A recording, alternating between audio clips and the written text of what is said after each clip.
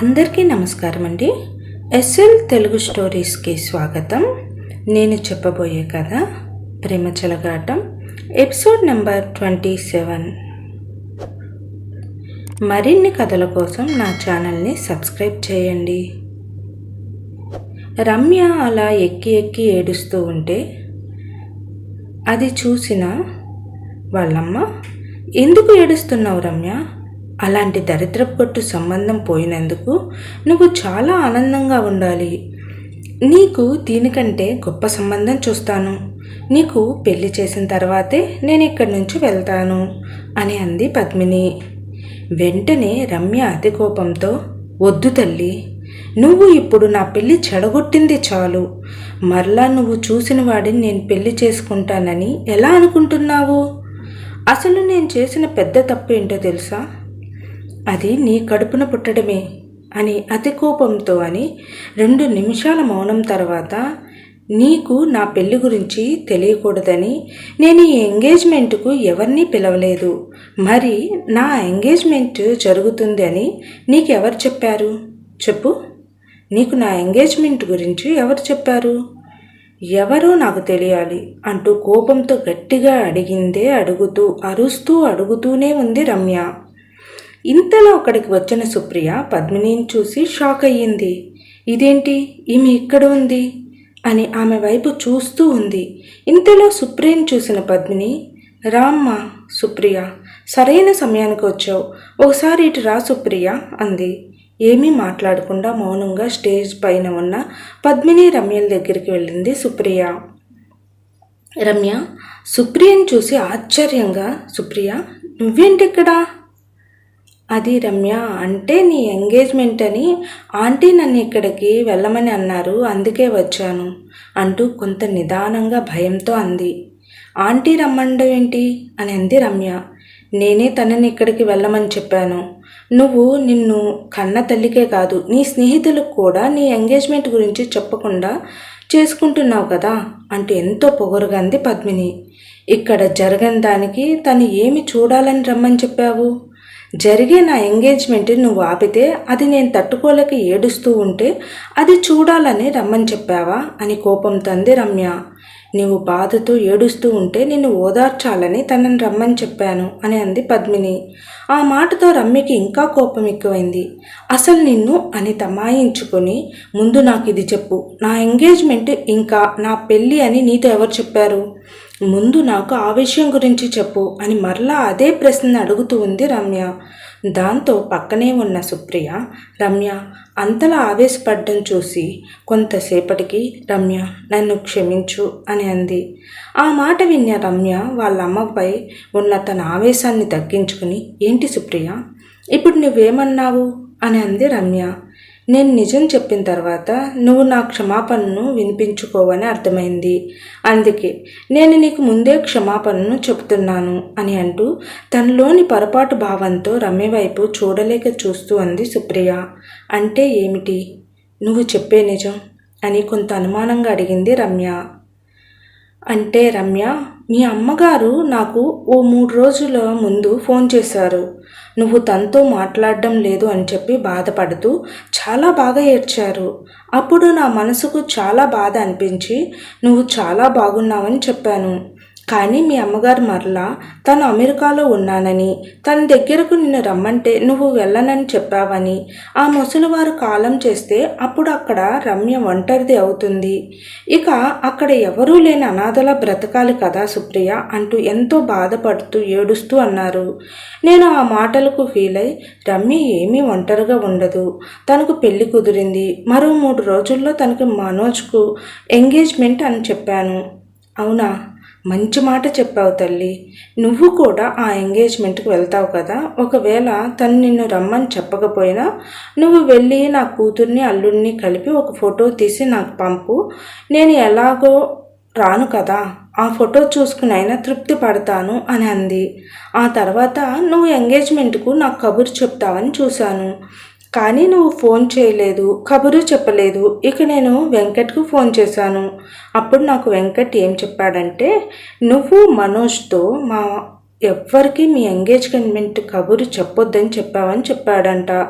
అదే నాకు కూడా చెప్పాడు. కానీ నువ్వు నాకు చెప్పకపోయినా మీ అమ్మగారు మీ ఫోటో అడిగారని నేను ఇక్కడికి వచ్చాను అని చెప్పి మౌనంగా నుంచునుంది సుప్రియ.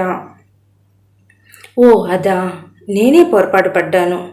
మీకు చెప్పకపోతే చాలు అనుకున్నాను, కానీ వెంకట్ మనోజులు ఒకే రూమ్లో ఉంటారనే సంగతినే మర్చిపోయాను. మీ ఫోన్ నంబర్లు ఆమె దగ్గర ఉన్నాయని నాకు తెలుసు, అందుకే మీకు తెలియకూడదని అనుకున్నాను కానీ అని బాధతో ఏడుస్తూ అంది రమ్య. రమ్య, సారీనే, అలా అవుతుందని నేను అనుకోలేదు.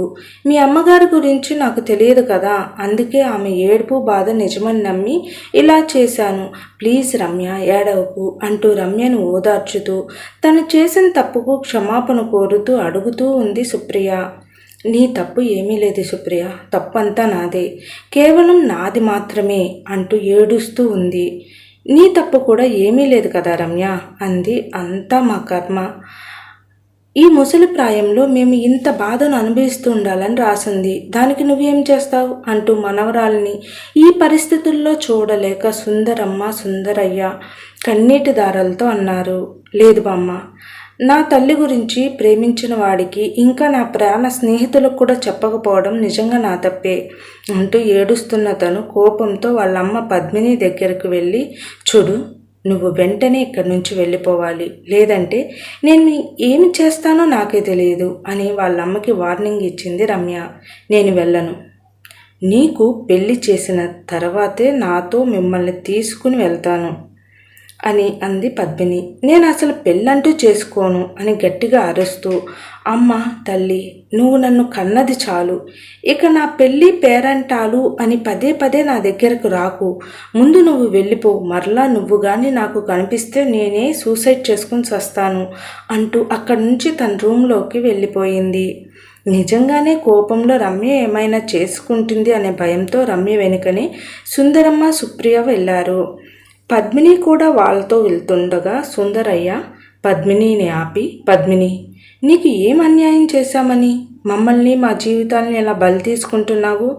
మొదటి నుంచి నిన్ను నీకు నచ్చిన విధంగానే వదిలేశాం కదా. గతంను మర్చిపోయి ఇప్పుడు మా దారిని మేము బ్రతుకుతున్నాము. మమ్మల్ని ఇలా వదిలేయవచ్చు కదా.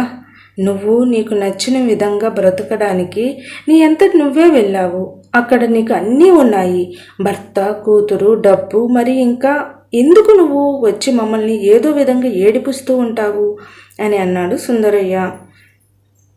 అన్నీ ఉన్నాయి, కానీ నేను కన్న నా కూతురు నాతో లేదు కదా. నేను ఇక్కడికి వచ్చేది మీకోసం కాదు, కేవలం నా కూతురు రమ్య కోసం. నా రెండవ భర్త ఆస్తిలో సగం రాయించుకున్నాను. అది నా కూతురికి చెందాలనేదే నా తాపత్రయం. ఆయన రమ్య కూడా మాతో పాటు ఉంటేనే ఆ ఆస్తి రమ్యకు చెందుతుందని, లేకపోతే నా పేరు మీద ఉన్న ఆస్తి కూడా తన కూతురికే చెందుతుందని వీలునామా రాశాడు. అందుకే నేను రమ్యను నాతో తీసుకుని వెళ్ళాలని చూస్తున్నాను. కానీ ఈ పిచ్చిది అసలు నా మాట వినకుండా మొండిదానిలా తయారైంది అని చెప్పింది పద్మిని. ఓ, ఇదంతా కూడా డబ్బు మీద ఉన్న ప్రేమేనా? ఇంకా నీ కూతురి మీద ప్రేమతో నువ్వు వస్తున్నావని అనుకుంటున్నాను. పద్మిని, అయితే నీ ఆశ ఎప్పటికీ నెరవేరదు. ఎందుకంటే రమ్యకు డబ్బు మీద ఆశ లేదు. ఎవరి డబ్బు కోసం తను ఆశపడదు. ఇక నీ ప్రయత్నాలు విరమించుకోవడం మంచిది. ఇంకోసారి నువ్వు గనక వచ్చి రమ్యని ఇబ్బంది పెడితే కనుక ఈసారి మేము వెళ్తాం కోర్టుకి. ఇక నువ్వు తొందరగా ఇక్కడి నుంచి వెళ్ళు అంటూ కోపంగా అన్నాడు సుందరయ్య. నేను కన్న తల్లిని. మీరు కోర్టుకు వెళ్ళినా ఇంకా ఎక్కడికి వెళ్ళినా నా వైపే తీర్పు వస్తుంది. అది రమ్య చిన్నపిల్ల అయితే, ఇప్పుడు కాదు. కన్న కూతురు ఇష్టాలను చంపే నీలాంటి తల్లికి ఏ ఒక్కరూ సపోర్ట్ చేయరు. ఈరోజు తనకి ఇష్టమైన మనోజ్తో తన ఎంగేజ్మెంట్ను చెడగొట్టావు. అది చాలు నీ గురించి నలుగురు తెలుసుకోవడానికి. అదే నాకు సాక్ష్యం కింద ఎంగేజ్మెంట్ కానీ తీసిన ఈ వీడియోలో ఉంది. ఇది చాలు నాకు నువ్వు ఎలాంటి దానివో అందరికీ చెప్పడానికి అని కోపంగా అన్నాడు సుందరయ్య. మీరు ఏమి చేసినా నేను మాత్రం ఎప్పటికైనా నా కూతురు నాతో తీసుకునే వెళ్తాను అంది పద్మిని. అయితే నువ్వు ముందు ఏమి చెయ్యాలని అనుకుంటున్నావో అది చెయ్యి. ఇప్పుడు ఇక వెళ్ళు అంటూ కోపంగా అన్నాడు సుందరయ్య. ఇక ఏం మాట్లాడాలో ఏం చేయాలో తెలియక సతమతమవుతూ కోపంగా అక్కడి నుంచి వెళ్ళిపోయింది పద్మిని.